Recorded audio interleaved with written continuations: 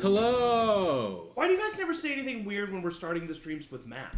I couldn't think of anything, to be honest with you. I was trying so hard to think of something. Well, it's because Matt says something weird and keeps digging. That's true. Oh, Yeah, you're right. that's He is the weird. Okay, that's true. Yeah. I'm not going to say anything weird. Everything's fine. Welcome to CharmedPersons. You are loved and CharmedPerson. you are beautiful. I meant to say that. That's not weird. It's not weird if you meant to say something. I think that's true. Yeah. Now, of course, CharmedPersons, this channel is a beautiful, creative, exciting platform of streaming and games and D&D, and you are welcome to join here anytime you want. And guess what? We got so much stuff coming up. coming up. Tomorrow, Campaign 3.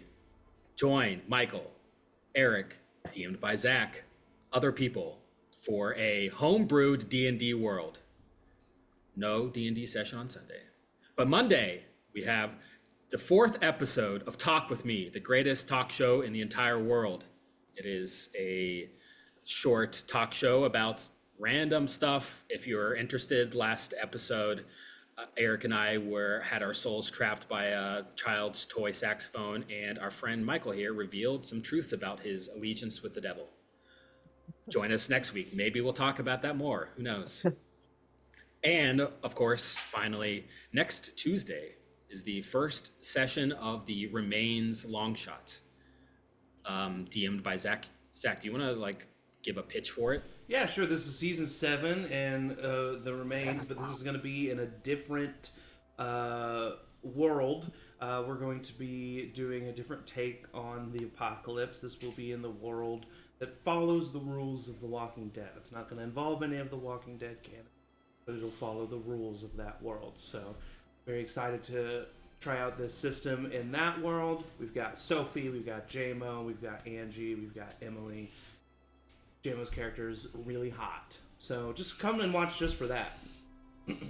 Yes, if there's one thing you can find in CharmedPersons is hot characters and hot roleplay. And that is as good a transition as any into tonight's episode of Curse of Strahd. The party, our beautiful band of adventurers, have been lost in the forbidden lands of Barovia. You're trying to find your way to salvation, to redemption, but you have made it to the furthest western edge of the valley in the town of Kresk. While you were there, you fended off a corrupt abbot overseeing an abbey of monstrosities. You took pity and heart on some seemingly monstrous reincarnated teenage son of the burgomaster, defended the city from poisoned wine and rogue Vistani and the devious chamberlain of Castle Ravenloft, Rahaden. In the midst of this battle, your compatriot Sal, who had been previously taken over by some sort of devilish power, had taken upon himself to summon another devil to help with the fight. But of course, this devil turned and took Sal away in a plea to save the town. Also, in the grief over losing her uncle Aragal, who was revealed to be working with Strahd to kidnap Irina, you left Arabelle, the Vistani girl, in Kresk, after she showed Teddy her Taroko card vision of a brief potential future of Teddy's reign over Castle Ravenloft. In the morning, you left Kresk, not staying around to find the verdict of Anna, the burgomaster's wife, and her trial for killing the sheep in town. And you made your way south to the Wizard of Wine's winery after meeting Adrian Martikov, the older brother of Erwin, who is the owner of the Blue Water Inn, and revealed to be a were-raven. He seems as though this lycanthropy to turn into a raven runs in the Martikov family, but has been a secret and not yet revealed to the party. While you were at the winery, you found that it had been recently besieged by forest folk and twig blights, this twisted creatures that are made out of growing vines and twigs and needles. Seemingly, these forest folk were intent on stealing the last of the 3 magic gems that had been previously buried under the ground underneath the winery. These magic gems are made to bring life to seemingly dead items, aka creating a thriving grapevine so that the valley can have wine. But these forest folk had dug the magic gem up and had left, taking it to a nearby Yester Hill. Excuse me. I'm getting choked up over this magic gem. But while you were there in the winery, you met the rest of the Mardukov family, including the patriarch, the kind of salty old Davian Mardukov, and his sons, daughters, and grandchildren, who, in the respites of fending off the forest folk attack, had briefly, or at least hopefully not temporarily, moved back into their home in the winery. You were told by Davian that this Yester Hill is nearby, and these forest folk had come out of nowhere. You were left with Irina, who had also told you that she had briefly helped these Mardukov families fend off these twig blights with a concoction that she had made on her own accord, involving mold and blights upon these twig creatures. As we start, though, you are inside of the winery. It is a two-story building that is in the midst of a field that is surrounded by forest. It is basically a giant clearing in the midst of this forested area, and there are winery vineyards and wine areas all around the outside of this building, with barrels filled with some grapes, and the winery itself is a two-story stone building with multiple entrances and a loading dock and a fermentation vats, a basement, a well. It is stocked for living. As you sit inside, as you peer out the windows, you can see that the forest folk and the twig blights have come back. They're just standing at the edge of the forest, 60, 70 feet away, just stopping, waiting, watching. But we start with a knock on the door, and walking in, you see your old friend Sal, who had previously been taken away by the devil, but is now bedraggled, exhausted, now with a swinging devilish tail to accompany his old horns. What did you do? What did you do? It's a tail. Well, I'm looking up what the word bedraggled means. Okay. Just want to make sure what state I'm in. Yeah, I got a hell of a tale to tell. Amazing pun, but this is really serious. Yeah, Cut can we that head off for you inside? if you want. Wouldn't that hurt? Yeah, we can talk about it. So, where have you been? Oh, well, as you know, I was taken away by those two devils. Kind of a hero move. We flew for a while. I don't know how long until they had to stop and rest or something. They set me down, and that's one thing you never do is give a wizard back his hands. And I was able to give him the slip. There's some fucking crazy spells in this book. I stopped time for a bit. I will say that your sacrifice was commendable, but before we go hero worshipping you, the reason they were there at all. That's just semantics. All right, look, yes, I did. I will take credit for one of the devils, but both of them, I mean, that was all me. Well, to be fair, the devil thing was actually really cool and working in our favor for most of it. It was just until the end that it started going. Till I lost control, yeah. Yes. Piddlewick walks up to Sal with his hands out. My boy! And I'll spin him around. It was nice being the favorite for a day. Piddlewick, He who really is missed you. a small construct that is made to look like a jester, devious smile on its face, gets picked up and looks so happy, even with its frown, its perpetual frown as you spin him around. Have they taken good care of you, my boy? Shakes his head, yes. Where? Adrian Martikov, who is, you would know, the oldest son of Davian, and in Davian's old age has seemingly become the caretaker of the winery, looks to you, Sal, and he says, "Oh, another friend of yours. That's fun. Quickly, step out of the doorway. Come in for a second." Thank you. Salvatore Gianucci. Nice to meet you. Adrian Martikov. Now, he turns to the rest of your party. I assume you guys can vouch for him. It's not every day we have just a random visitor drop by, let alone a couple of groups of visitors. Yes. Sal is with us. Can I, Yeah, let's do an insight check. Yeah, One for the table. I'm gonna do. Can I do a divine sense? Obviously, I know I'm gonna pick up on a little fiend. I think I've done this already before, and I did. I'm trying to see if it's like full-blooded fiend. Gotcha. So yeah, I grab my holy symbol. No, I don't. I just want this to happen, and it does. You, as an Oathbreaker paladin.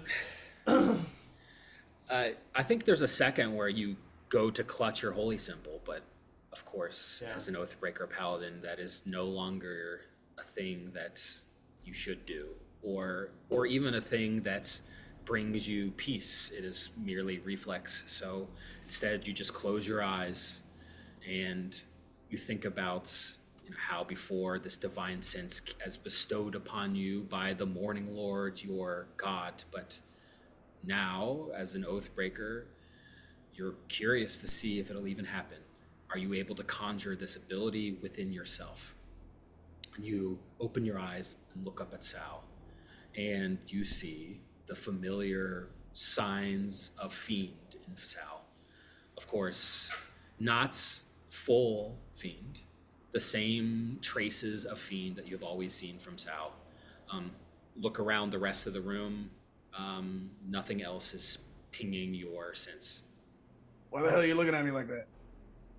Yes, I vouch for Sal. He's one of us. And I kind of So look to Petra and to Teddy and kind of like nod at them. Of Does course, an he's one insight of us. check of 21 get me anything? So obviously, with your 21 insight, clearly Sal is tired and exhausted and has clearly been through a lot. I'm bedraggled. You're bedraggled. Is that a word? I mean, That's a word. It is a Yeah, word. that's Yeah, a it means word, like covered in yes. mud and dirt. Yep. And yeah, it's Good. a great word. Sometimes you second guess yourself. That's when you've been raggled by a bed. When you put a bed in drag. Yep. That's yeah, good. that's better. I like that one better. Sal comes to the door as a bed in drag. But High concept. Sal... They're not chicken feathers. Sal seems like Sal. You do see Linguini, who is Sal's, of course, hawk familiar, sitting on Sal's shoulder. And Linguini, to your insight, seems a little freaked out. Like as if it has just recently seen some horror.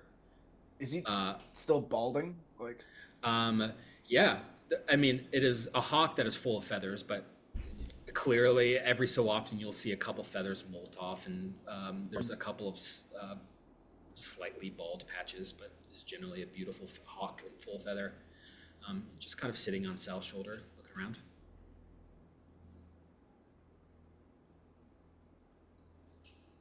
So you just got away using the book. That's all that happened. yeah, I stopped time, turned invisible, and ran like fucking hell. So where did that come from? Yeah, your guess is it's probably the same place as these horns, I'm guessing. I don't know if my condition's getting worse or what, but I feel like I still feel like me. I feel like acting so casual, Sal. You maybe didn't make any more deals. If I did, I don't remember. Okay. I trust you. I'm just happy you're okay. Yeah, it was a Glad to have you long night. Yeah. I don't mean to question you, but it is. I understand if it's one of worth you guys celebrating. showed up to the door with a tail, I'd probably have a couple questions myself. I look at Piddlewick and I say, told you. There was a way to get him back. We were going to get him back. We didn't do anything. Piddlewick looks to you and gives you a solemn nod, Yeah. and then goes and hugs Sal's waist. I look to the rest of the party and I say, I mean, just as a reminder of why we're here, and Sal, just to catch you Yeah, up, catch me up. Yeah. Strahd wants something here. We don't know what it is specifically yet, but we know that he wants something here, which is why we need to find whatever that is. Or we also talked about setting up an ambush for him when he shows up. Also, I don't feel right leaving this place with all those lighted creatures on the perimeter. So, what's our plan, gang? I think the first priority thought was getting those gems back, or at least one of them. We know where they are? Yes, we know where. I think because one of them was. There was one that was fairly close by us. Yes, Davian, the patriarch, told you that the winery had 3 magic gems that corresponded to each of the 3 wine vintages. One was stolen a long time ago. Another second one was stolen a few months ago by a hag that lives in a nearby place called Beres, which is some sort of city or town that you have never heard of or have never been to. And the last one had just been stolen just a few days before current time by these forest folk. And he told you that they had taken this gem to Yester Hill, which is a nearby hill, large, kind of massive landmark on the western edge of the village or the valley of Barovia. And he did not know why they were taking it there, but it's involving Strahd in some way. So, Well, we don't know. we did learn that it was the Blights want to use a gem to revive some sort of druidic Yes. monster. yes, yeah. So we know that Yester Hill's to the west of the winery, you said, right?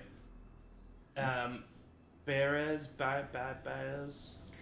Beres. is where from the winery? Davian didn't seem to give you full directions, Okay. and in fact probably insinuated that it's a place that no one really lives, but it is a town that is a little bit further east and south of here, in a kind of direction that you have never taken. And that one was stolen months ago. So maybe we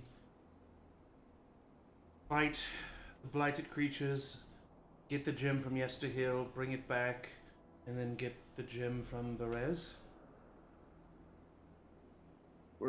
Did you guys fight any of those things, or? No. But the Vistani and the Martkovs here were able to fight quite a few of them. Irina, who is here, right? Irina, hi. Yes, Arena gives you a hug, Sal. She comes over. Good to see you. She was able to push them back, so I have full confidence that we would be able to handle ourselves with them. What would I, if I would know anything, what would I know? If anybody would, it'd be Petra. Lights. Make a history check, Petra. Oh, sure. Let's do it. Rolling. Wow, topical hit. It's a 19 on the die. Okay. These forest folk, as Davian Martikov calls them, are clearly druidic in some way, and they are people that live on the land. And I think you can gather that these people have probably been living in Barovia for many, many, many years, probably way before humans were here, maybe before Strahd was here. They are ancestral owners of these lands. And it's odd to you that they would be outright attacking the winery like this if they weren't desperate or acting on the commands of some other more powerful being. They're minions.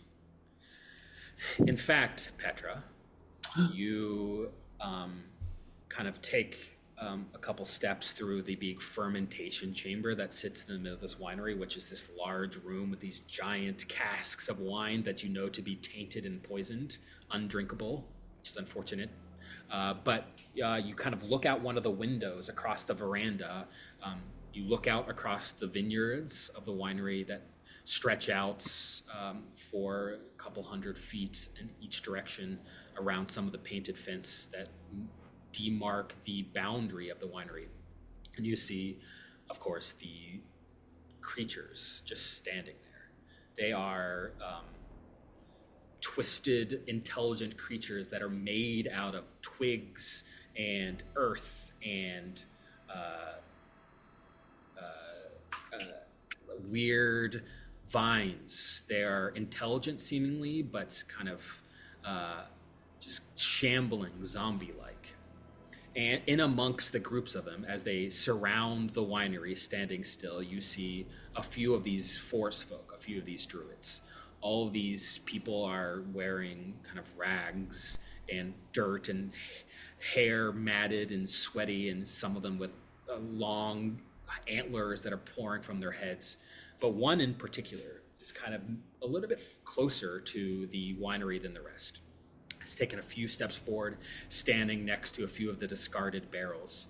This man, you cannot see his full face because there is a mask made out of wood of twisted vines covering his eyes and his head, jutting out like spikes almost. His mouth is full of dripping saliva. His lips are constantly being licked, kind of grunting in some weird feral chant. And he holds in his hand a staff that is elongated, black, sponge-like wood that is carved around this staff. And the staff seems to be bleeding. This black kind of pus that seeps from it and is covered down his arms. And there is a faint black smoke that kind of emanates from the end of it. And you see this druid put the staff in the ground, and you hear him chant, "Mukta! Ina! Winter! Splinter!" And the blights around turn to him in reverence. And he just stands there, staring at the winery, occasionally chanting, occasionally saying the words "Winter Splinter." Never mind, that was Piddlewick who wrote that down. Sal doesn't know. Yes, Piddlewick has important information about Winter Splinter that he can never communicate. What is it, boy? Is Timmy stuck in the well? That seems ominous. Start with that guy, right? Oh, definitely. If anything, the mask is very cool and I kind of want it. Well, what are we waiting for? Teddy, do you think that you could sneak up to him? Oh, If I cause a distraction for you? I mean, Also have the ability to give someone invisibility. sure. At a higher level than most. Oh. I mean, sure. Don't forget that I don't necessarily need to be sneaky to be at. I don't need to do my whole sneak attack thing because I get sneak attack if the person is just by themselves. How far away are they? The line of blights are 80, 90. The lone druid probably 50 feet away. Fireball. I I mean, I won't do it right now, but I could. definitely could. I mean, they're all in a circle all around the winery, but yeah, a fireball would take it a decent amount. Irina does step up to the group and she says, "I have one more of my concoction." Yeah, she pulls out a pouch that looks like it has, a mixture of soil and weird fungus and some weird like chemicals that is like wafting some kind of disgusting, almost acidic smell. She's like very carefully keeping it like under wraps, and she says, "It's only one use, but it is particularly effective against these creatures. It is a mold that preys on creatures made out of wood." Piddlewick, get back. Yeah, she looks at Piddlewick, takes a step back behind you, and she goes, "Stay away from this, Piddlewick. I would love to give it to some of you. Perhaps Petra? Would you like to take this?" Sure, yes. All right. Is this like a bomb or is this something to like dip a weapon into? It's a bomb. Oh shit! Yeah. All right. There's one. I'll read this to you, but there's one use of this. It is essentially kind of like an alchemist fire, where you throw it up to 60 feet, and then the point of impact, anyone within 15 feet, dexterity or a Constitution saving throw, and they take 3d6 acid damage. If the creature's made out of wood in any way, they take an additional 3d6 fire damage. Ooh. And there is a left behind and at the spots where it landed is kind of this noxious, moldy fumes that will impact anyone who enters the area going forward. Oh. I mean, I know how many hit points Piddlewick has now, so stay away from that. Yeah. That's awesome. 60 feet, you got to get a little bit closer. But... I also do wonder, just keeping our heads on, that man in the mask, that druid, might have some insight as to what the gems could be used for, which could be useful information against Strahd. So I think potentially trying to make that specific individual unconscious for later interrogation would be a good use of our... I could warp them over here right now, if we wanted to. Good. I've used that You spell could- before. Yeah, it's like the opposite of Misty Step. I can make somebody move. 90 feet range.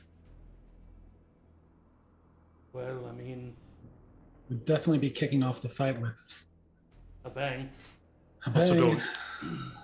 Just out of respect for the very nice flooring in this place, I don't know if the family would be super excited of us teleporting a evil druid person into their home. Right. Just Smart. throwing that out there. Where You are my see manners? Davian Martikov kind of come into the room. Let me show you the hand of Davian because I love his picture. Oh, the Oh, old guy hell that hates yeah. us. Is that the one that that's the guy that Piddlewick shot in the throat? Yeah. Yeah. Piddlewick did shoot this cranky old man in the throat. He kind of, with his cane, walks over to you and he says, "You vagabonds better not set fire to my vineyard!" All right, Oh. Davian, we won't do that. Thank you. Well, He looks We'll at you. try. Who are you? I've never seen you before. Salvatore, I'm new. Just got here, Salvatore. This guy. Are you one of those third-rate adventurers like the rest of these crew? I'd consider myself second rate. I like We're that about confidence. to save your vineyard, just so you know. He squints his eyes to you and he goes, "Well, I'll see it.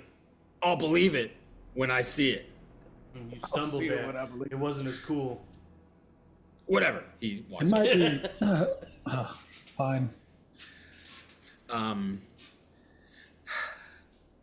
Teddy, as you're kind of standing near some of the windows, you see that a wagon starts pulling up down the road. It is a black, polished, sleek-looking shit. wagon that you recognize. You have all been in this wagon before. Oh shit. It is being pulled by a large, Oh.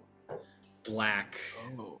riding horse with red curtains drawn across the windows, and it kind of pulls through the line of blights and druids that stand and let it through, and just kind of parks about 40 feet away.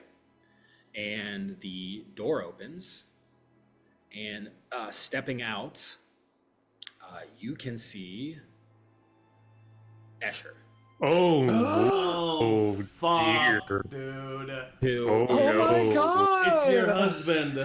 Yup. God. of course, is the vampire consort of Strahd, and also the son of the legendary monster hunter Rudolph Van Richten, and can't forget Teddy's husband, technically. Not Sal lean over- technically. Legally. No, legally is. Yeah, not Sal lean over technically. to Gabe and just be like, "Hey, he doesn't have shit on you, man. You got this." I mean, look at him. I have this long black hair, and his hair is. I know it's a very. I made out. We were making out not that long ago. I don't know why this is okay. Have you ever been the other man before, Gabe? I'm supposed to be completely fine with. He's gorgeous. Listen, maybe I wouldn't have had to marry them if you two weren't falling down a fucking elevator shaft. That's true. Petra, I don't need factual criticism. Oh, how are we gonna? Okay, this is. You see Escher like get out and kind of like stretch with his like long black overcoats, and he walks right up to this druid with the staff, and you hear him say, "Do it." Oh shit! And the druid looks at him, and he That's how says, Escher talks. and Escher says, "Just do it," kind of exasperated, and the druid like places his staff on the ground and chants again, "Makta Hana Winter Splinter." You see Escher. Guys, we gotta fucking do something. Kind of like, Do I mean, do I need to? I should stop this. Yes.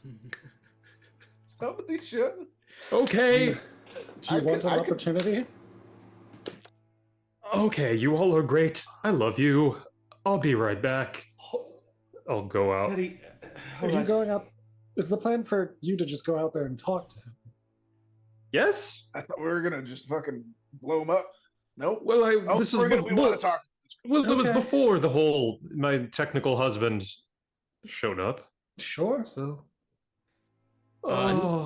you see Which Adrian thinks- grab your arm, Teddy, and he says, "Hey, just so you know, don't tell anyone that we are were-ravens." Dear God, please. That is a Okay. secret, and my father is probably going to be really mad at me that I even told you guys, because this is a secret that has been passed down from generation to generation, so just don't mention it, please. I'm going to be extremely honest with you. I kind of forgot for a second. Good. So you're That's fine. good. Excellent. You hear a voice from outside. "Hello? The Martikov family, please, let me in. I have to speak to you." Is that Escher? Escher kind Don't do of it. strolling up I'll- to the front door. I will talk to my. I'll talk to my husband. Okay. I stand in clear sight of this front door.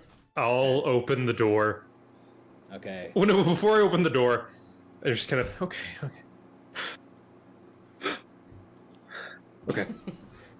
Open it. As you open the door, Escher, make an insight check, Teddy.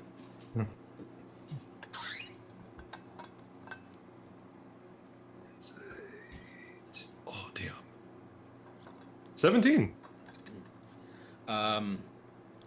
Escher looks really surprised to see you, but very happy. And Escher goes, "Teddy, my love." And he runs up to you to give you a hug.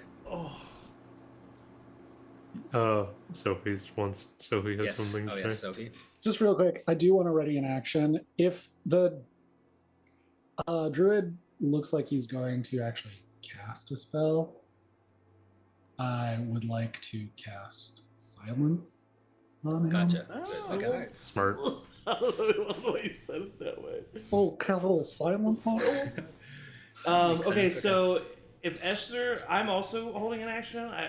Gabe gets out his Oh, battle God. axe. Gabe gets out his battle axe and he's just holding it. But if he sees Escher's fangs, he is holding an action. Okay.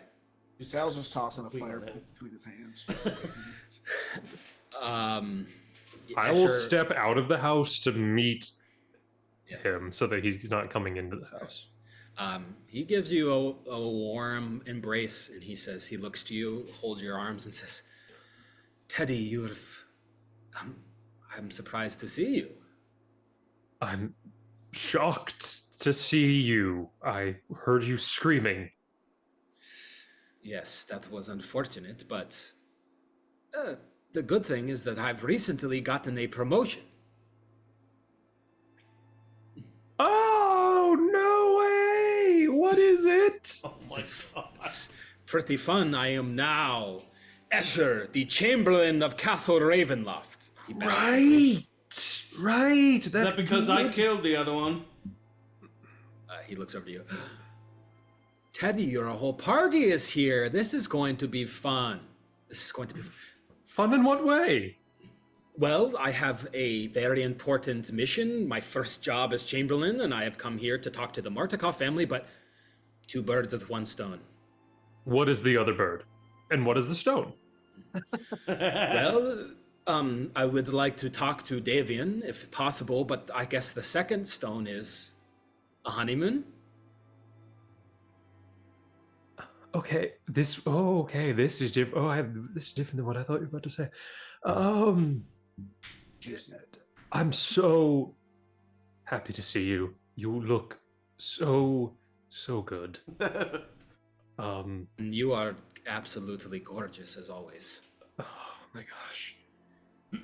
Sure. It's gonna be okay, Gabe. Dearest, darlingest. It's like ringing. Is the leather handle is like coming off of it. Sure, dearest darling. You remember Gabe? And I had said that Gabe and I had a thing.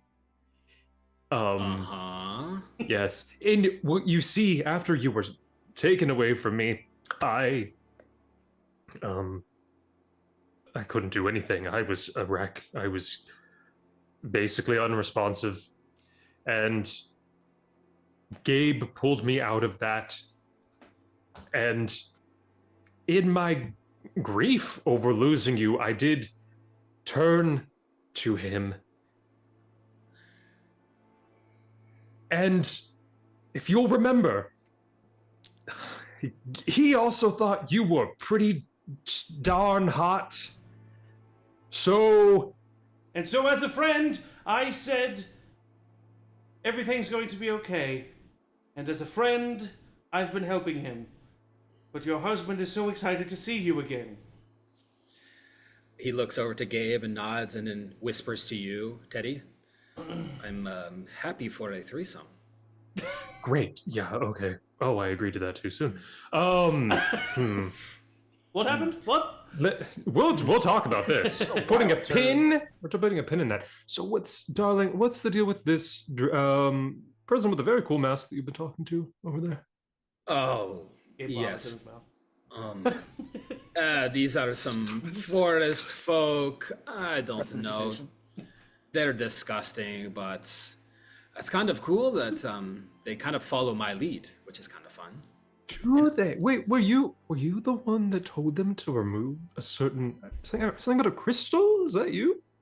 Oh, no, that was not me. I wish I had the sort of forthrightness to do that, but I have just come here to just grab a quick item from the Martikovs that they are hoarding, and I will be off, and hopefully nothing will have to come to harm to the family. They seem nice. Now, perhaps we can take this conversation inside. We'll leave the filthy forest folk out here. They don't belong inside a civilized house. No, darling, I'm so sorry. I was just in there, and in the basement, there was tons of dead forest things, and it was very disgusting, and you look excellent. I wouldn't want you to get your boots dirty in that gross house back there. So we were going to go into... Where were we going exactly? He's looking at you, and he says, Teddy. Sorry, yeah, sure. There is, this is my first job, and I appreciate that you're looking out for the cleanliness of my boots, but it'll be just very, very quick. And I promise you, if I come in and I talk to the Martikov family, it'll be for the best for everyone. I look at Petra while they're talking, and kind of like a sort of look of like, what do we do here?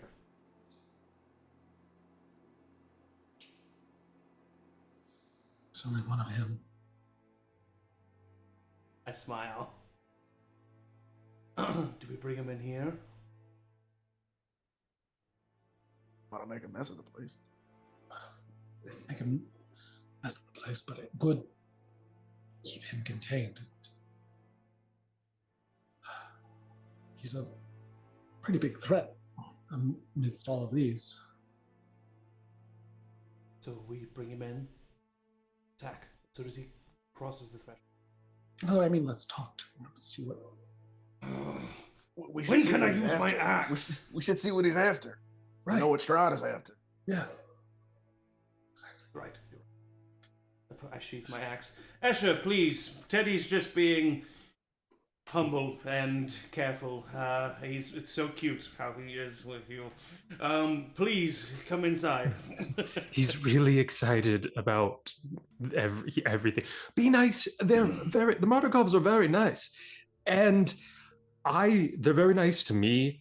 And if you're nice to them, we will do some crazy naked stuff. Whoa. What was said? What was said just then? You'll be involved in this conversation. Interesting. Well, excellent.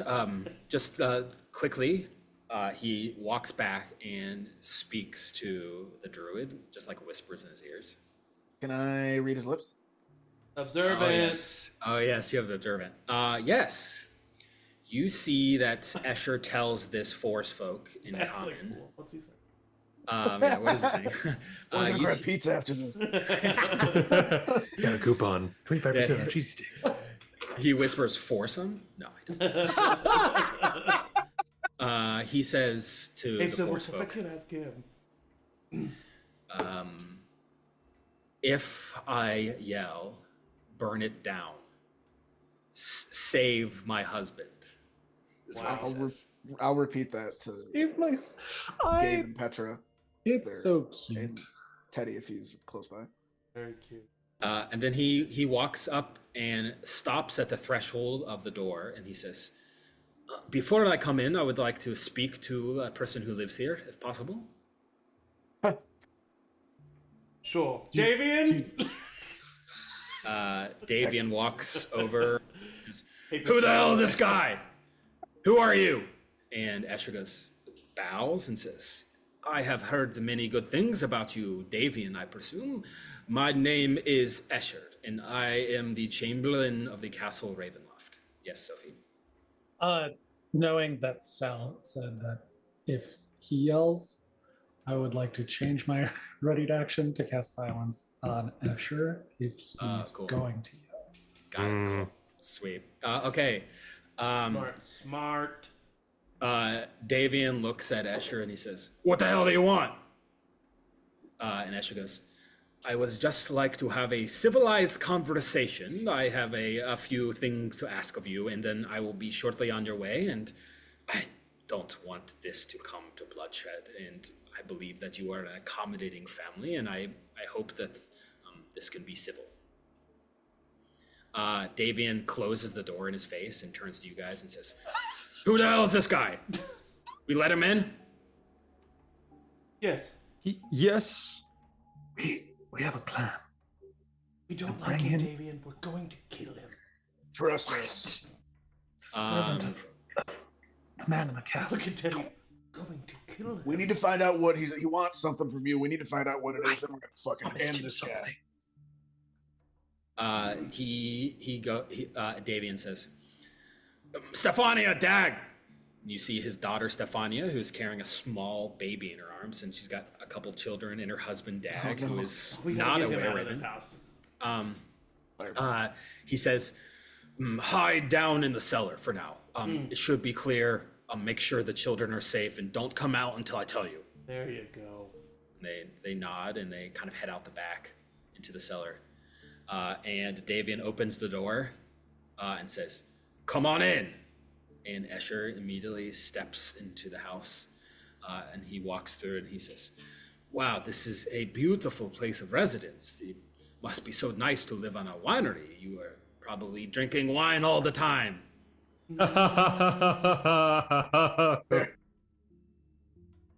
Davian takes you into a kind of like workshop area on the first floor near the fermentation vats that usually looks like a place to like do some like wood carving and crafting to make barrels or signs, but has been cleared away and a bunch of seats have been added here. so that you can all sit and talk. And Escher, Davian, and Adrian go into the room, and Escher motions for you to come in, Teddy. Mm-hmm. Yep. What are the rest of you doing? Are you coming into this room to join them? Yes, I'm of course. Yeah. following Escher. Escher's a vampire. Yes. Okay. Assume. Yep. You know for sure Escher is a vampire. The pale skin, you do see some signs, flashes of his fanged teeth, but he is not bearing them. And Escher says, wow, this is so beautiful. You know, I remember the last time us four were together when we were in Castle Ravenloft, and we had such a beautiful time, and then you jumped out the window. That was crazy. I hope that doesn't happen again. I hope it wasn't me. Well, you were. We assumed that Strahd had Oh, it's no nothing. murdered you, and we were terrified, and I was grieving. He squeezes your hand, Teddy, and gives you a kiss on the cheek. Oh. And he turns to Davian and he says, "Now, Just say when, Gabe. You tell me when. I like lean down towards Sal so that only Sal can hear me, and because Sal. You can just mouth it. I can read your lips. Yeah. Oh yeah. You're right. I just look to you and I mouth. I am on a leash. Release me. Not yet. Escher looks to Davian and he says, "Now, Davian, it has come to my attention that you have lost an important item to your vineyard recently. Now, I am not aware of where that is or what has become of it, but I am here for another thing.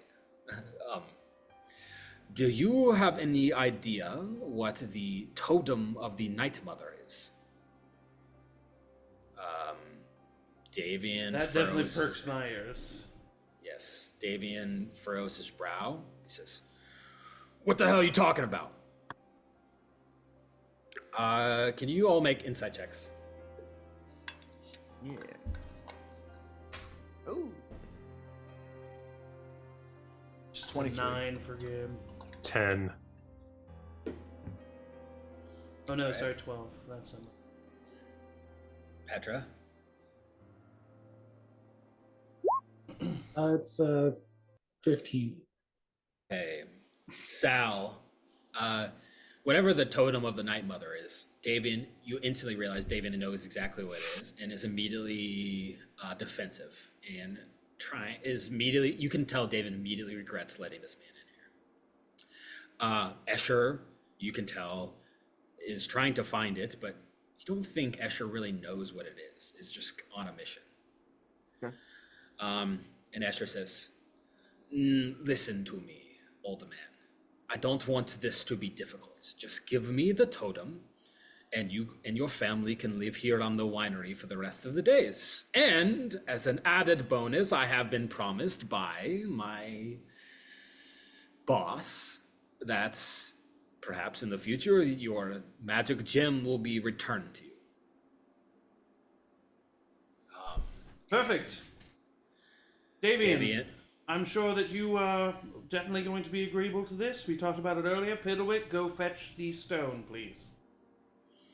Piddlewick walks out, but Piddlewick's no idea where it's going. I look at Escher and I say, while we wait, just curious, what does Strahd want in the Night Mother stone?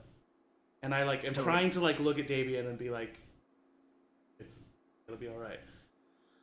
Okay, can you make a persuasion check? Yes. This is both for Escher and Davian. +5 to this. Come on, baby.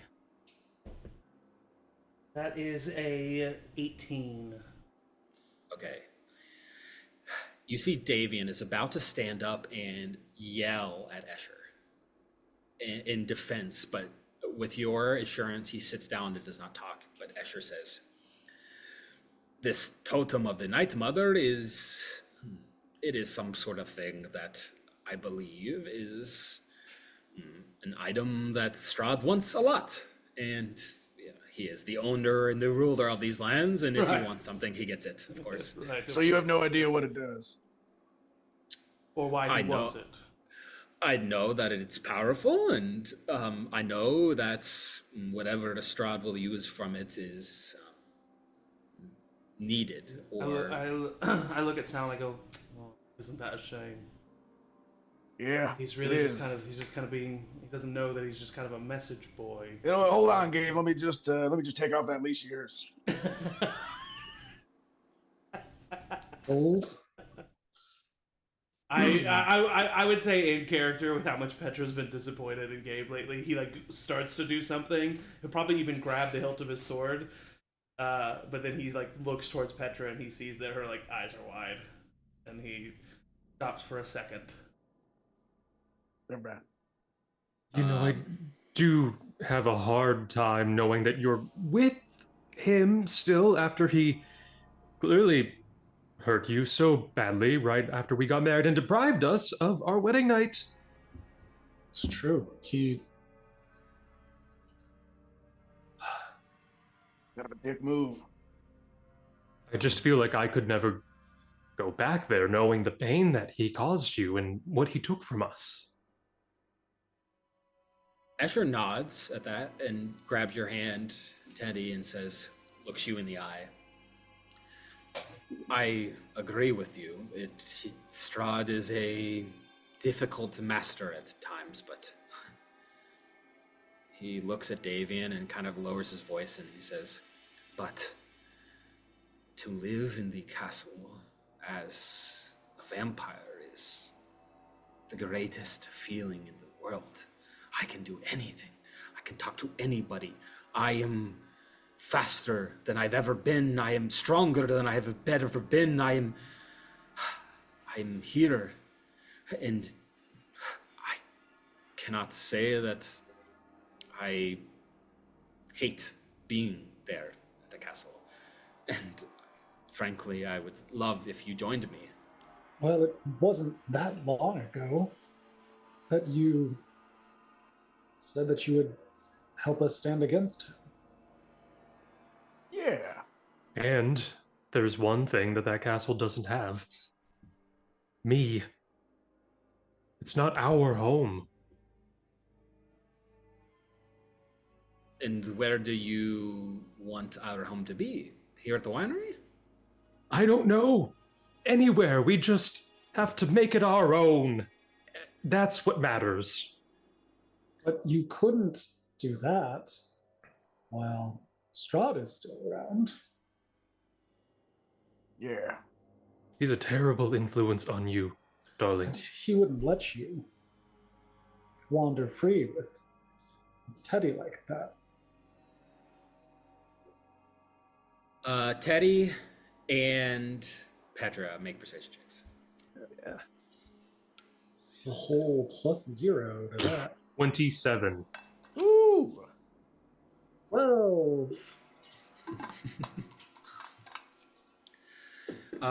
He basically ignores you, Petra, and looks to Teddy, and kind of like scooches his chair forward so he's right in front of you and holds your hands and is like inches from your face, and he says, "You know that I wanted nothing more than to be with you forever.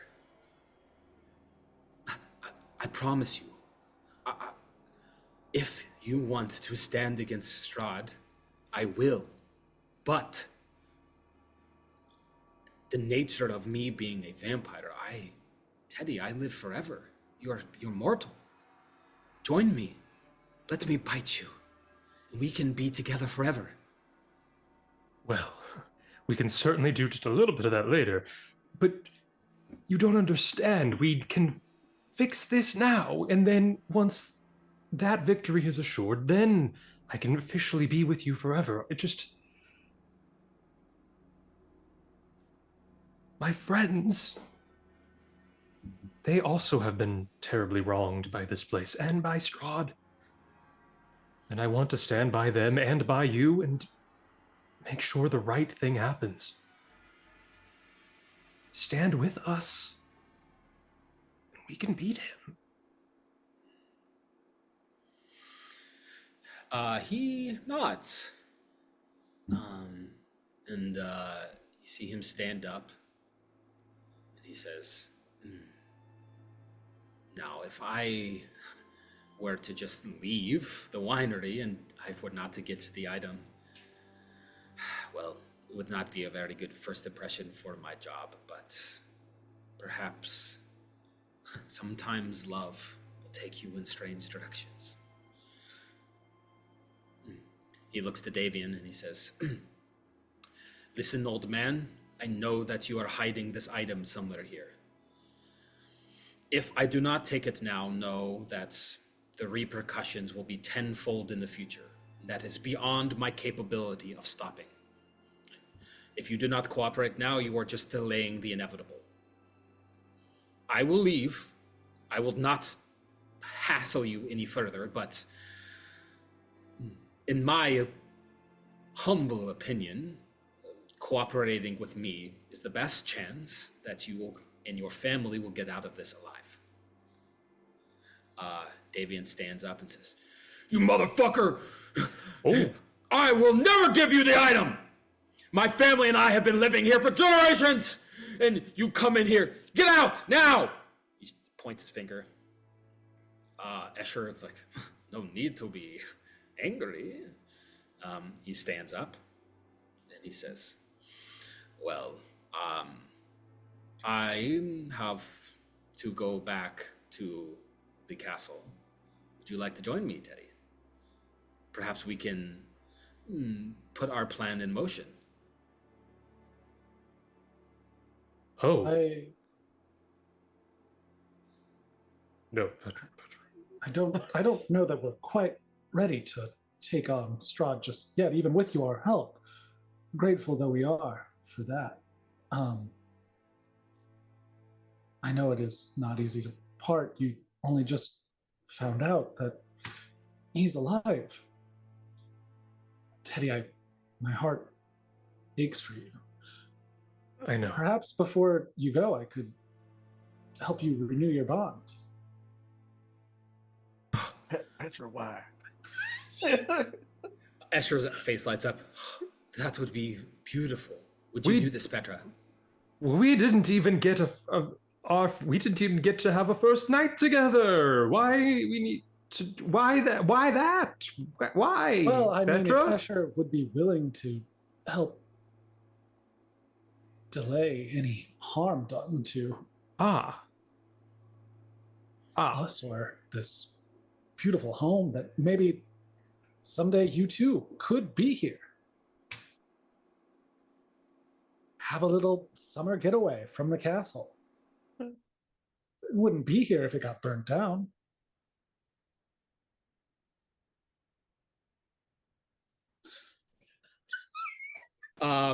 You see Escher pull out from his pocket a crumpled piece of paper, and he opens it and he says, I have written my vows, if you would like to exchange them. Oh, goodness. Is this really the best? I mean, we're in the back meeting room of a stranger's winery. Of course, we should renew our vows in the most beautiful place of all time. A cathedral on the top of a mountain. But know this, Teddy. My love is not contained by pure extravagance. I would give you my love in the bottom of a tomb, or in the middle of a muddy field, or under water anywhere. Oh, you're the most romantic person ever. Kiss him just to shut myself up. Oh, I've missed you so much. And I have missed you. He says, well, I guess I will send the forest folk away. They are disgusting anyway, and I want no part of them. He walks out. You see him walk out onto the veranda, and you see him say, You there, the forest folk and your friends. Leave. Go. Be gone. The forest folk looks to him. I am going to make a persuasion check for Escher. For just a second, I thought the forest folk was talking in Matt's normal voice. Like, I mean, come on, man. Like, I was just about to. Okay. I really wanted to cast Fireball on these guys. If you guys talk your way out of this, man. The forest folk looks to him with its gnarled, oozing black staff, nods and turns, and the blights and the druids fade away out of sight into the edge of the tree line. And Escher comes back and he says, "There we go. I guess I'm the hero of the day." Oh, you're always my hero, Escher, darling. Now, I have to tell you that Strahd is in a very weird place right now. I can tell that he is angry at you all, for sure. That's without a doubt. But he has been alive for a long time, way longer than I have even been here in Bernovia, and he is bored and angry. And I will be honest, I fear for your lives. And frankly, I fear for my own life now. But that's a road we will come to in the future, right? Us together as a party. Truly, your strength alongside ours is something I will be most grateful for. So to clarify, Escher, when we come to the castle, you will help us fight Strahd.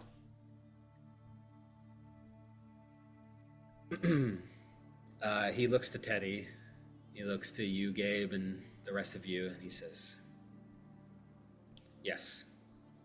Swear.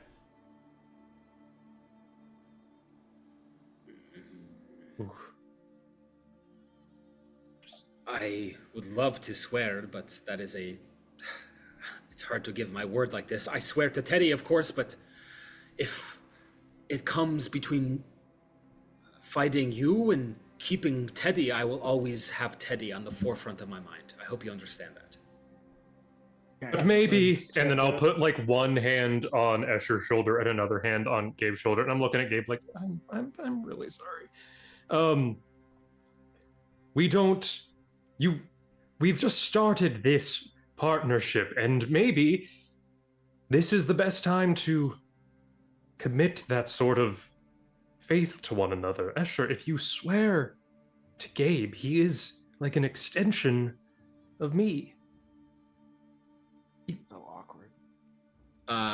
He's convinced by your plea, Teddy, and he turns to you, Gabe, and he nods and he says, "You're right, I should commit myself. I pledge myself that I will help you fight Count Strahd." Sick. Thank you. I put out Nudge. my arms Yeah, for a nudge hug. Gabe a bit. He hugs you. I bring in a hug, and for a moment, Gabe thinks about unleashing the sun sword into his abdomen, Yeah, do it. but he Sorry, that was doesn't, Eric. and he just whispers into Escher's ear, "I really am good friends with Teddy. I need you to know that if you go back on this swear, or if you hurt him in any way, I'll rip open your jaw so wide that you will be able to sink the top of your fangs into your taint." I come back out and I pat him on the shoulder. That was hot. Yeah, this is All right. Irina now steps forward and she says, "Escher, we have never met, but I have a question for you." Escher turns to Irina and he says, "Ah, Tatiana, I've heard so much about you. I didn't realize you were here. This is beautiful." And Irina says, "That's kind of what I want to ask about. Why does Strahd follow me and want me so much? I'm just a girl in the valley, in the village of Barovia. What does he want from me?" And Escher kind of laughs at that, and he says, "Ah, yes. What's your name, Irina?" Irina is, of course. Strahd refers to you as Tatiana. You see, Irina, whether you know it or not, you are Strahd's soulmate. And his curse, to be honest. All he does every day is talk about how you and him were meant to be together, and that the fact that you weren't here with him is some cosmic karma for past deeds that he has. I don't know, but I do know that your soul is not solely yours, Irina. For I know you have been reborn many, many times over the last hundreds of years. Each time you have the soul of Tatiana, Strahd's true love. And poor Strahd, every time he has come and he has tried to find you and woo you and take you back to the castle, but every time it has ended in grief. Tatiana, Anna, Marina, now Irina. I remember one time he said he brought you back to the castle in an act of courtship, but you died of disease soon after. Then there was the thing with the village of Beres. The members of the town stoned and killed you when they figured that you were the object of his attention. I think he was pretty mad at that, of course. He destroyed the town afterwards. And then there was the last time he was saying, I believe her name was Marina. He charmed you to take you back to the castle, only for you to throw yourself from the top of the tallest tower. I don't mean to be so crass, Irina, but I believe that your fate has already been decided by forces beyond yours. Well, I can't wait for you to help us end that cycle, Escher. Perhaps. We'll see. Just Rita promise steps away. to do that. I will try to help her, but the girl is cursed, you must know. I see no future for her other than death, unfortunately. I've been seeing that future for a lot of us. Reach out and hold Irina's hand. Gently. Irina says nothing else, just quietly contemplative, clearly a little shaken by this, but gladly takes your hand, Petra. Escher says, "All right, now,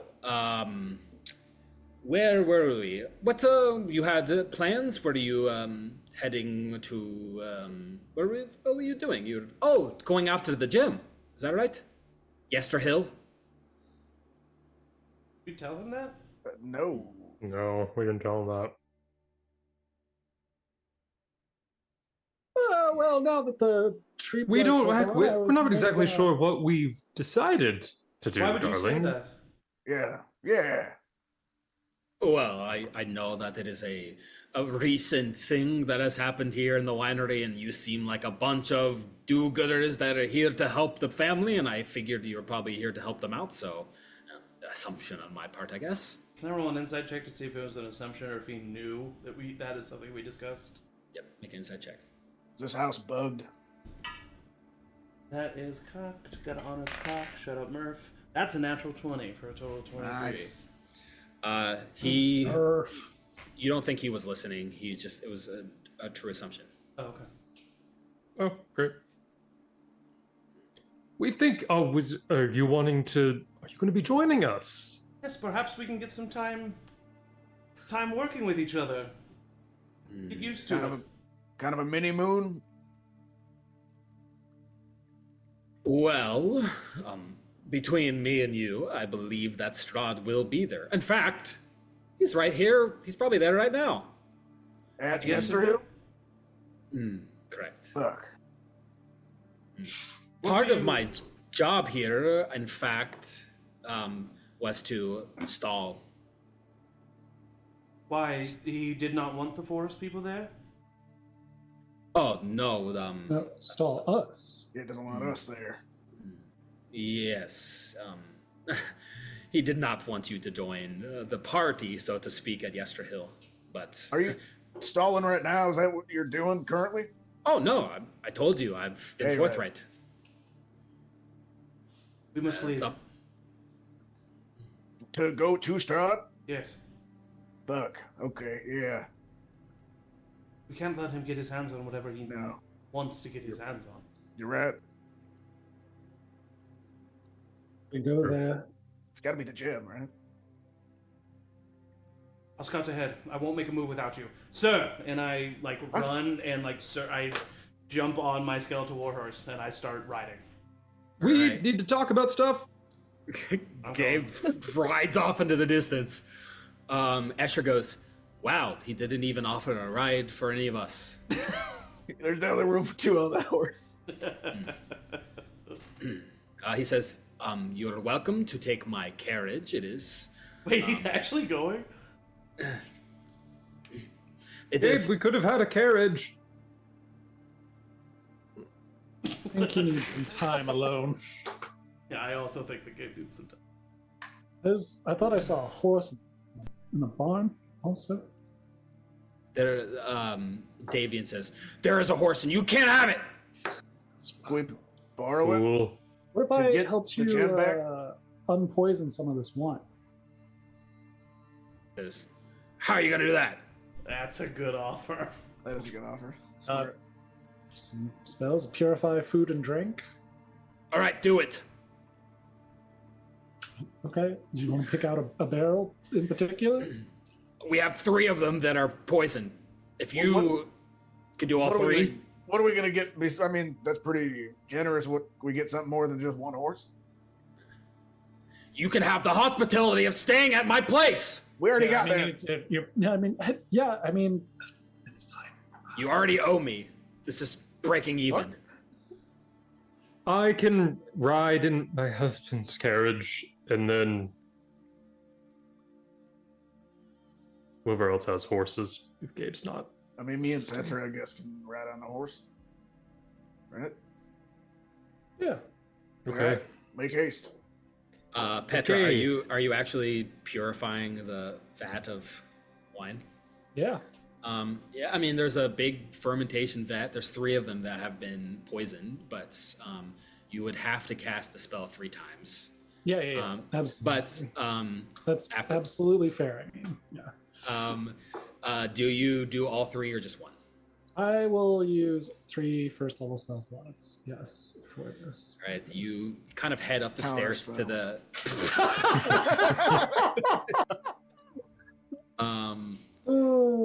That would I be used funny. three spell slots for counter spell. We're down 6 spell slots. We talked our way out of that fight though, so Yeah. The second floor of the winery has a little second level kind of terrace or balcony that overlooks the top, and you climb up there, Petra, and cast the spell 3 times. And these 3 big vats of wine that were undrinkable have been purified. And Davian looks to you and goes, "Oh my God, you did it! Wow! Please, you can take our horse, what's the horse's name? Drusilla." Drusilla. Okay. That's a good name for a horse. Thank you.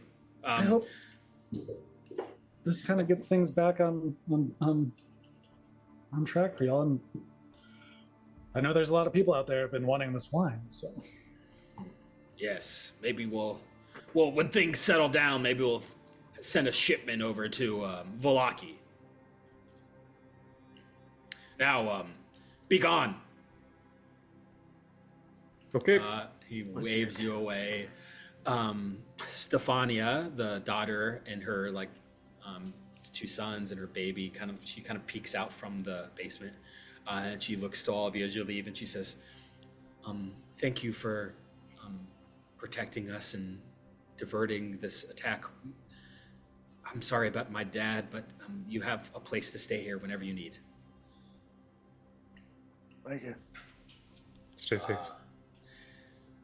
You take Drusilla out of the horse carriage or the horse stable, and you ride off after Gabe, and you step into the carriage, Teddy, with Escher. A nicely appointed carriage with velvet seats, spacious, lots of leg room. There's snacks in the middle that have not been touched. As you know, that Escher cannot really eat anything. But, you know, like mixed nuts and some like dried prunes and stuff. And there's a bottle of wine in here that he pours you a glass. As you're traveling, Gabe, you would realize that the pathway to Yester Hill, back the way you came from where the winery was, there was a further road that the winery road split off from, that you would know that following that secondary road is how you get to Yester Hill. So that's the route you take. Escher looks to you, Teddy, and he says, now that we're alone, Yes. I don't know how I feel about this Gabe person. What do you mean? I just want to be honest with you. Okay. Well, what do you mean? I know this is stupid because we are married, but be honest with me. Do you love him?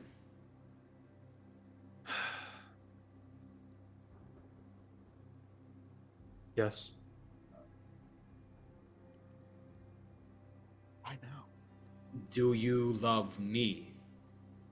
I put my hand on his hand. Yes. Of course. All right, make a deception check. This is great. What a Curse of Strahd. Is it a deception check? It is a deception check, and it's True. it's a 26. He looks so relieved when you say that. And he says, all right, It's a deception check, Zach. and he kisses you on the cheek and he says, and you see him like put his like lips briefly on your neck, and you can feel the hot breath of his exhale on the hot blood that's running down your veins. And he says, I don't want to bite you without your permission, but oh, how I've dreamed of it, Teddy. Well, that is something that will be so good later. You know, the whole like waiting for it'll just be so good. Well, actually, let me ask you this. Is there a way that that can happen and it doesn't immediately turn me into a vampire? Yes, just I'll bite you so softly that it won't take. I just want a taste, and I promise you, it will be euphoric to you.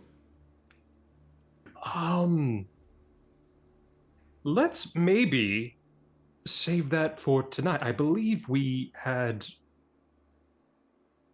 plans with Gabe. Excellent. All right. Promise tonight. Just a little nibble. Yes, yes. Mm-hmm. Good. Wild. He hands you some prunes. Prunes! Prunes before. Amazing! Fantastic! Gabe is going to. Prunes are a bold choice before Well, let us threesome. let's do this thing first, and then we can talk about it. Prunes are a bold choice before a threesome, but Yeah. maybe that's later. There's not gonna be a fucking threesome. Well, let's calm down. Let's Never just say all never. let's talk it out. Never. Well, I'm hearing a maybe. All right. Gabe's Gabe. changed his mind a lot over this campaign. What so, if Teddy's I mean, other Don't even, dude. other boyfriend, husband, ex? come Yeah. back? So I'm saying, like, you gotta have room in your heart, Gabe. yeah. Yeah. Gabe doesn't know about that man. Yes, you do. We've talked about him. He doesn't know about the recent stuff. Oh, well, yeah. As far as he knows, you don't even know if he exists anymore. No, because we talked about it whenever I sent the message, whenever What's-His-Face was leaving, and I talked about sending him the message from me. Yeah. So you know, I know that you think he's alive. yeah, That's because about one it. of our initial... We're doing, like, full couples therapy at this moment. Anyway. Arena. I was just trying to stays- remember exactly what Gabe actually knew. Arena stays. Arena stays at the Mardikoff, the winery, of course. Mm-hmm. Gabe, you were the first to come across Yester Hill. It is the trail that you're riding down kind of cuts through some thick woods and eventually leads to a pretty impressive sight. It is a massive hill that is covered with dead grass, probably stretching probably 400 feet up into the air, and in concentric circles spiraling up the base of it, you see cairns of black rock, burial sites that you would guess these forest folk have created on the slopes and the sides of this hill. At the very top of the hill, you can see there is a massive tree that looms high up into the clouds. Gnarled looking tree without leaves, branches hanging down like hands and fingers from an elongated body. A bolt of lightning cracks the top of it. Also at the top, you see there is seemingly a giant statue that has been built. The details aren't quite clear to you, but it sits at the top of the hill. This is what it looks like.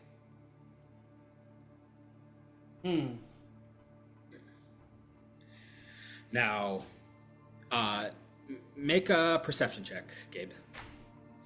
Oh gosh, 18. Okay.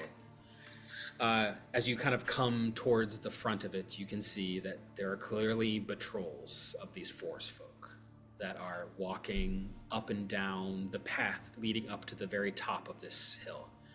Most of these forest folk look like similar druids to what you saw outside of the winery, but some of these are carrying axes instead of staffs and are traveling in packs of 2 to 3, just walking, separated by 5 or 6 minutes as they kind of patrol around the bottom.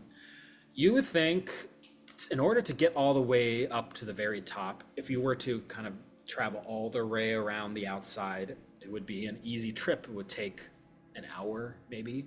It is a big hill.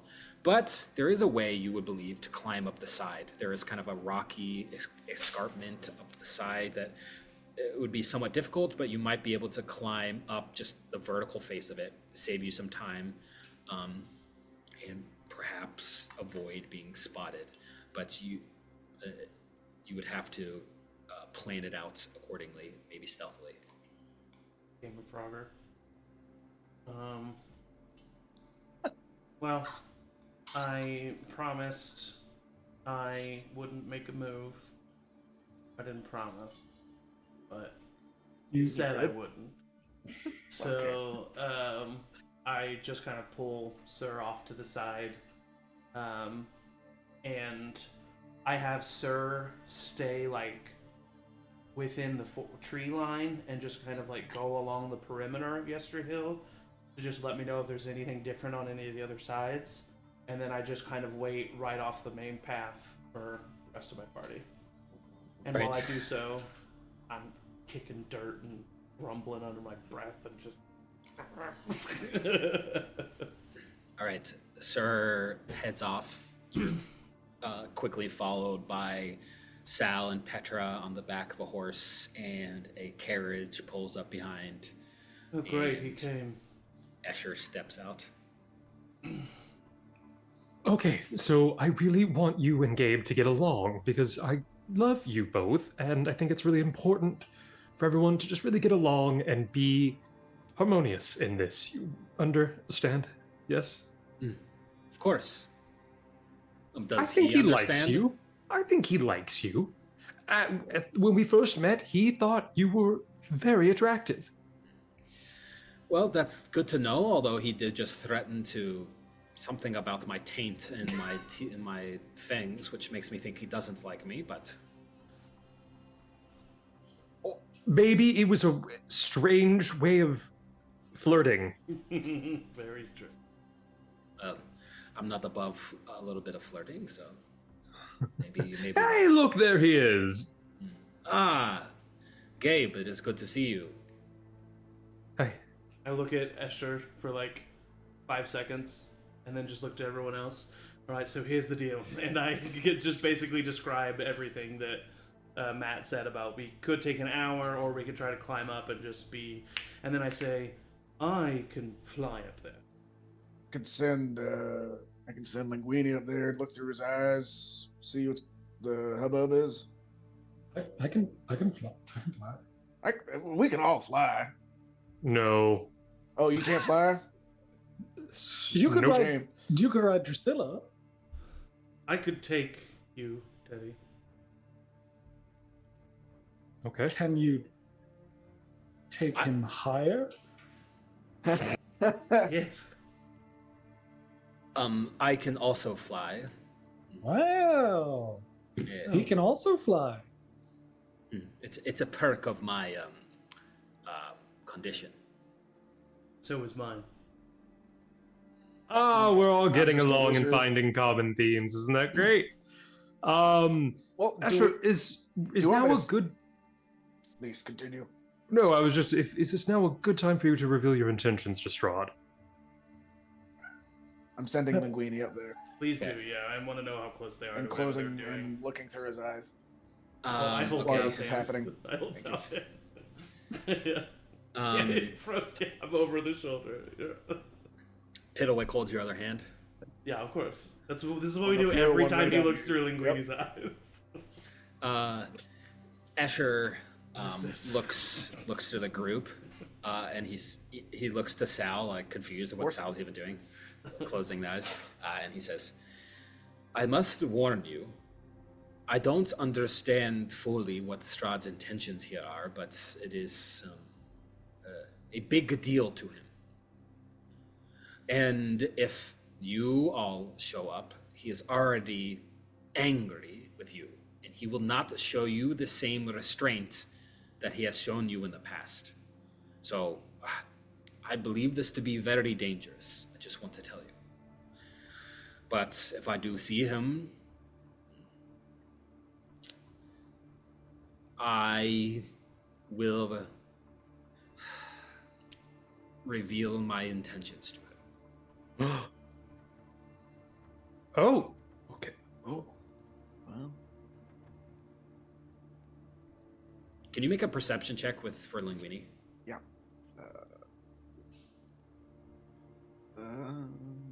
Just perception. Perception's wisdom, right? And wisdom, rely on sight, so use advantage. It's a 19, so 21. Nice. Linguini is perceptive. Yeah. All right. As you look through Oh, no, Linguini's eyes, 23, actually. you can see that, around the outside, the rings that lead up to the top are these cairns that, could provide an area to escape detection if you were to climb up those. And, of course, you could just climb straight up the side of the cliff. It would be a moderately difficult, check to be able to climb all the way to the top, but would save you a bunch of time. Once Linguini gets to the top, Linguini sees a couple things. First, there is a circle of black boulders and smaller rocks that have been kind of set together to make a makeshift wall that is enclosing this kind of field of dead grass. There's something about this wall that is driving bolts of lightning from the sky to periodically hit the sides of it. There is like a concentrated storm right upon this area. Very odd, clearly something to do with this other giant statue that sits here. It is probably 50 feet tall, and it is made out of tightly woven twigs and packed with black earth, and to your eye, Sal, resembles Strahd.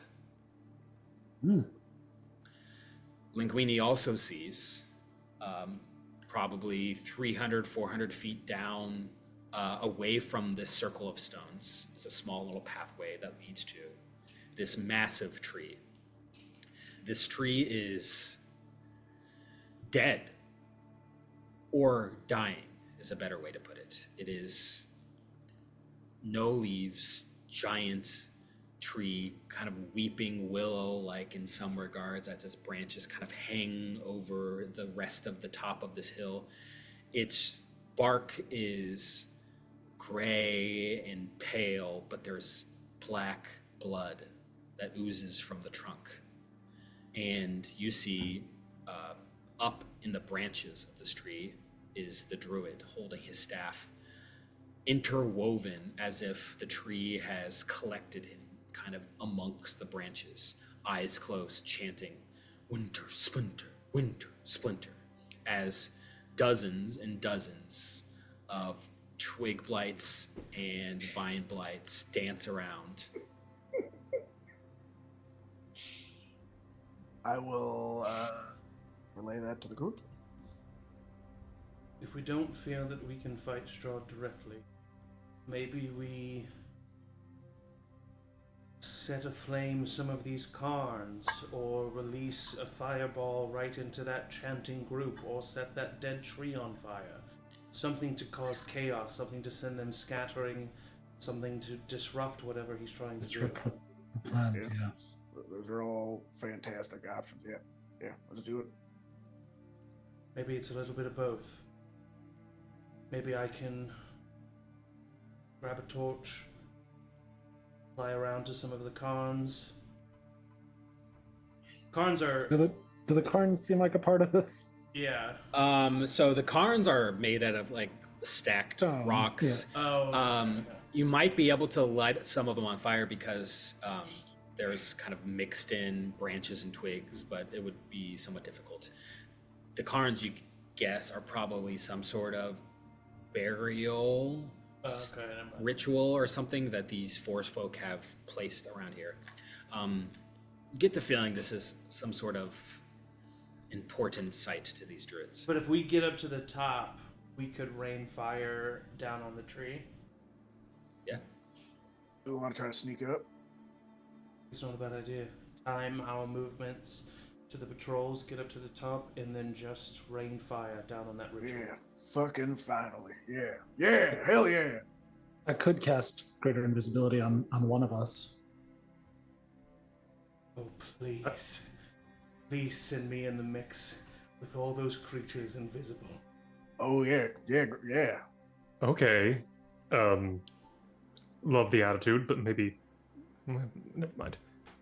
I'm just looking at Gabe like, what's going on with you? What's going on with what are you fucking talking about? Sorry. What's going on with me? This is a much more complicated conversation that I want to have with you, Escher, not in front of everyone else. Yes. you don't know anything else about why Strahd is here.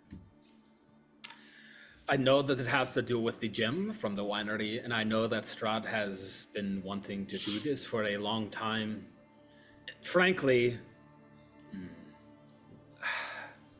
tempted to say that he's only doing this out of boredom. He could have done this a long time ago, taken the gem, but something has spurred him to do it in this moment, which is it's kind of scary. Oh, it is. Oh, Piddlewick. He goes over to Piddlewick. He bends down. He says, "It is good to see you again, my boy." Oh god. Piddlewick looks at him and slaps him. Nice. There you go. Hell yeah. Philip. He like stands up and he says, "Very rude." And he turns to you, Sal, and he says, "I would be careful with that one. It was in the castle for a few weeks when I first got there." Oh. I mean that's just how he says hello, you know. What? Do you know anything about Biddlewick?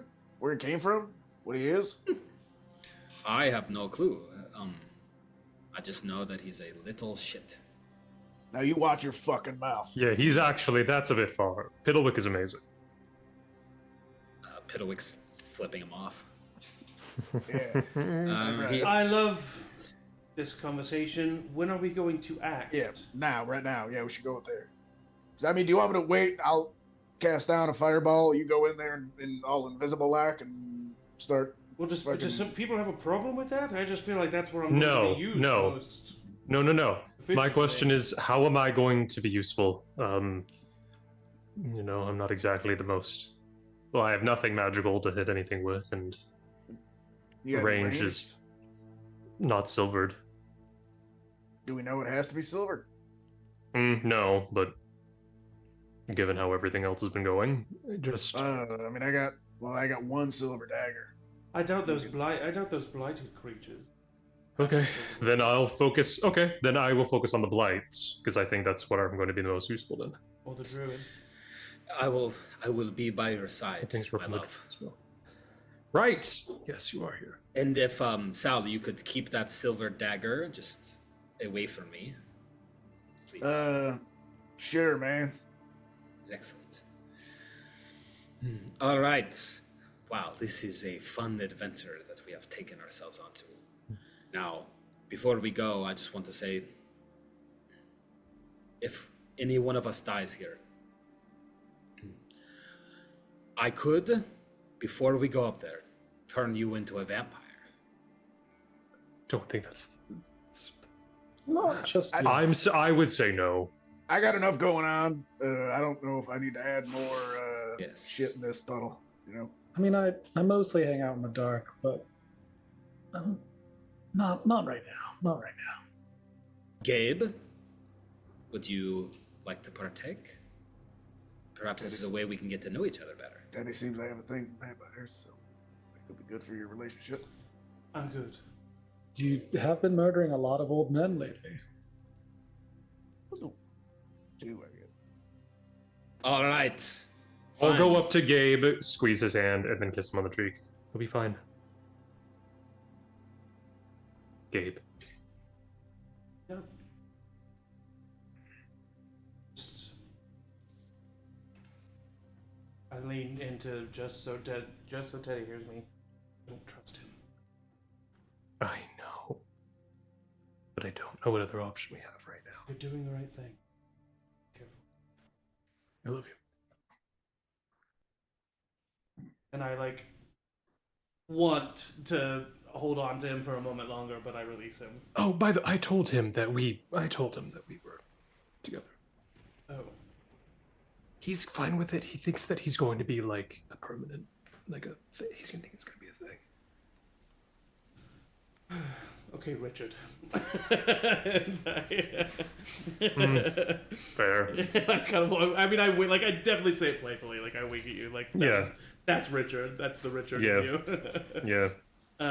And I look to the other party members and I say, "Time to rumble." Yeah. All right. Oh, hands. Yeah. Fun. We need a good hands. Piddock puts his hand in, and then Yeah. when Asher puts his hand in, Piddock slaps it away. Yeah. Oh, boy. Rumble on 3? Rumble on 3. Rumble on 3.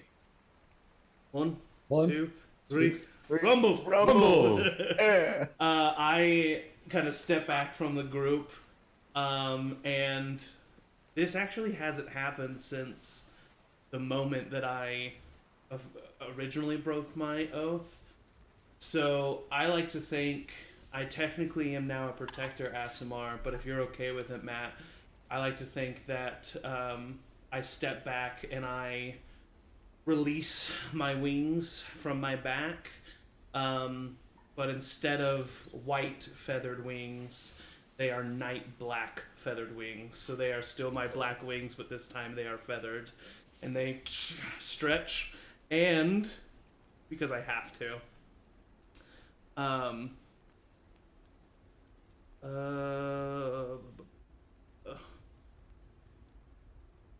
Oh, never mind. I was gonna. That was the other one. I was gonna see if I could make Estra afraid of me. But that was the other one. So then I just start to kind of hover a little bit, and I look to Petra. Now, later. I mean, when we get closer up there, it only lasts a minute. And I start. Oh, so does this. But I mean, I have to get. It's the only way I can get up there, though. Yeah. We can climb. So We can yeah, climb. I thought we were climbing. Well, how long is that going to take? You said it was quick. If you were to So like fast. climb up the side, it would take 10, 15 minutes if you all like were successful and succeeded. Of course, if you're flying, I mean, I think if you were going to take out your wings and last for a minute, you could probably get to the top, just fly one go, but then once you get to the top, it would My wings disappear. would disappear. Yeah, that's kind of what I thought was going to happen. But if time isn't of the essence, then I might retcon that and we can climb. But I thought time was of the essence. I mean, I can fly. It's a 3rd level spell. But I'd say save it. If Strahd's going to be going all out, we might want to just yeah. save as much as we can. Did I get a sense of whatever's happening that we have? Like, Yeah, 10 can to like, he 15 roll like an minutes? Arcana check or something to see like how close the ritual is? Yeah, make an Arcana check. Yeah. He's maybe been a part of a lot of much. messed up rituals. I lately. have It's true. 19. I got a history of messed up rituals. Yes, you are. You do have a history of messed up rituals, and this is no exception. It I is a think messed up It's ritual. messed up. I think you realize the urgency of it as you kind of drift 1 second more into Linguini's eyes and see that this druid has stepped back from the tree and has made its way into the center of the circle gotta of go. rocks. Yeah, we gotta go. We gotta go. And there are 4 or 5 other druids that All right. The last time we waited when we shouldn't have Yeah. waited, a bunch of people died. I'll cast flying myself. Yeah, I bamfed out my wings. Use the steps of Twilight. Guess I'm grabbing onto Gabe. Yeah, I'm actually just gonna like wrap my arms around Oh. Teddy Cute. and That's cute.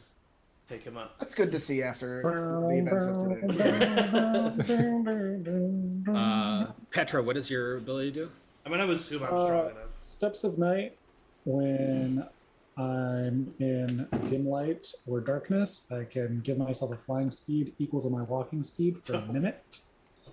Cool. I can do it 3 times per long rest.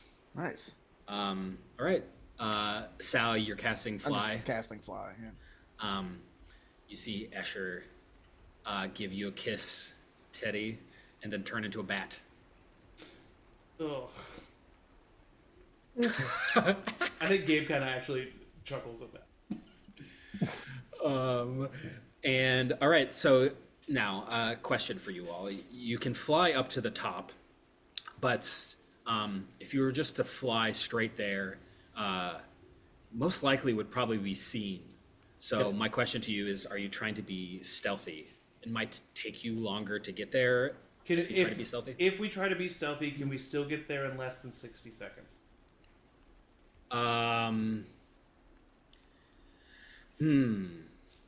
I will say, if you roll high enough on your stealth, then yes. Otherwise, you might get caught not fully at the top before the 60 seconds. We gotta get there quick. So Yeah, I we think gotta go. Risk. We got to at least try. Yeah. Yeah. We're gonna be seen anyways once we get Yeah, up. Yeah. we'll try to be stealthy, but like we're still focusing on speed. Was Is I mean, that the was answer? Petra still going to cast invisibility on Gabe? When we got closer to the top, I think trying to give like splitting the. Because we want me to difference have it in the combat, Yeah. and not just end when I get up there. All right. I mean, yeah. Even if we cast it halfway up, that still gives you You're getting in there. That, yeah. that gives me 5 4 rounds. Yeah. 5 sessions, yeah, or rounds. Yeah. Okay. Cool. I Okay. did roll. So on I'll that fly one I'll on my fly- stealth check. Oh god. Okay. Well, never mind. Wait, you rolled a what? And that one. On the I stealth will check. use chronal shift. Oh So shit. yeah, re-roll that. Whoa! I do have Gotta get disadvantage back in time. with my armor. Would you say I still have disadvantage with my armor if I'm flying? It's loud as shit. You're like a yeah. wind chime up there. Yeah. Ching, ching. So that's a total of 10 for me. I should have just fucking saved that. Oh no, I rolled a. Oh no. I rolled a 5. Wow. Well, my new roll was an 18. I got a 24. Oh shit. So they see me, but they don't see the grown man I'm holding. Well, you're so distracting Yeah, that no, like, it's like exactly, you yeah. don't notice the most obvious thing. Yeah. They think it's just yes. one person. Yeah. All right. You fly up into the sky. All of you now, I guess, flying. Interestingly, you're all taking to the skies. I don't know why it's interesting. You immediately see the forest folk clock you in the sky, or at least some of you. Although they cannot attack you, you do see one of them pull out a horn and blow into it, loudly reverberating across the area. If I see that, can I? Yeah. Go ahead. Silence. Oh yeah, sure. Okay. It's 120. Make a initiative check, Petra. Since this is not Yeah. a held action, we'll just see if. Yeah, this is Yeah, that makes sense. Yeah. It's, Okay. Oh, not bad. Oh no, that was Matt. Fuck. What did Matt roll? I got a 17. I got a 17. Oh shit! Rollies. Roll off. Roll off. 11 now. Hold on. I'll do it in that. Petra's got some decks with her. Yeah. Are we rolling dex? Yeah. Well, initiative. Well, initiative. Well, Which yeah, is your but, decks. Yeah. but we are rolling with dex. I would assume so. Yeah. Yeah. Okay, cool. Hey. Cool. So that is 19. Nice. Okay. He Petra's pulls quick. out the horn. Just real quick. Blows it. Yep. Okay, no, sorry. I was making sure there would be no concentration issues with your flying, but that wasn't a spell. My bad. Nope. You expect the horn to go off, but the silence deafens it completely. As you get to the top of the hill, you can see a couple things. The druids that are sitting there in the middle of this ring of stones have begun to chant in a circle. Makta, Unna, Winter Splinter. The head druid with its staff standing amongst them, screaming this primal chant.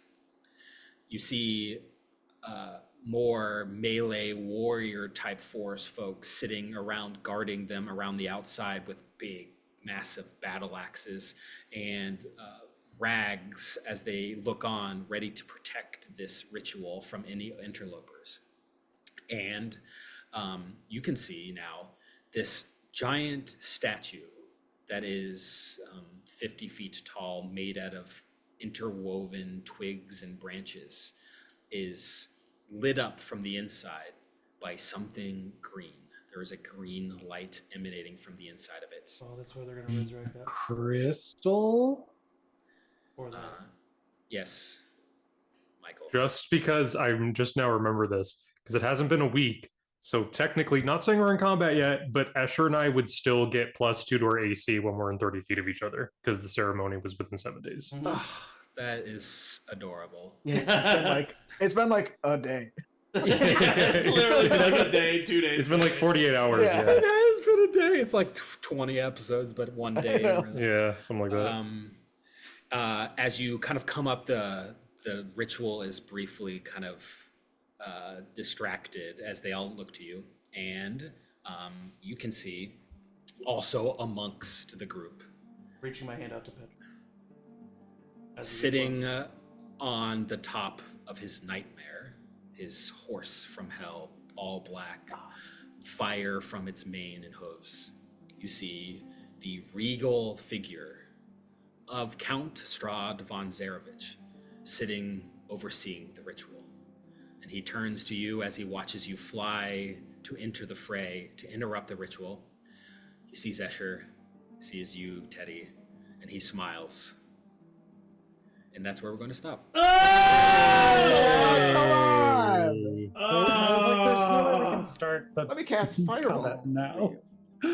Yes. Yeah, no, I know. I knew that was coming, but I didn't want it to come. All right. Oh. Thank you all for playing. That was a lot of fun. Thank you, Matt. Yes, thank you. Thank you, Matt. What a weird. I mean, we did say that Campaign Petra this was. We did say that Petra was gonna cast greater visibility on me as we got closer. Can we say that happened Yeah. before he sure. actually saw us? It'd I'll get say rid that. of silence. Is that okay with you? It would get rid of the silence. But at this point, I mean, I mean, it's up to Petra. I'll say I'm- you could do it before Strahd saw you if you want to give up the silence and cast a spell. We'll figure it out. Yeah. Well, we can Yeah. remind me We'll at the figure it beginning of next. Well, because I think the only reason why I'm asking is because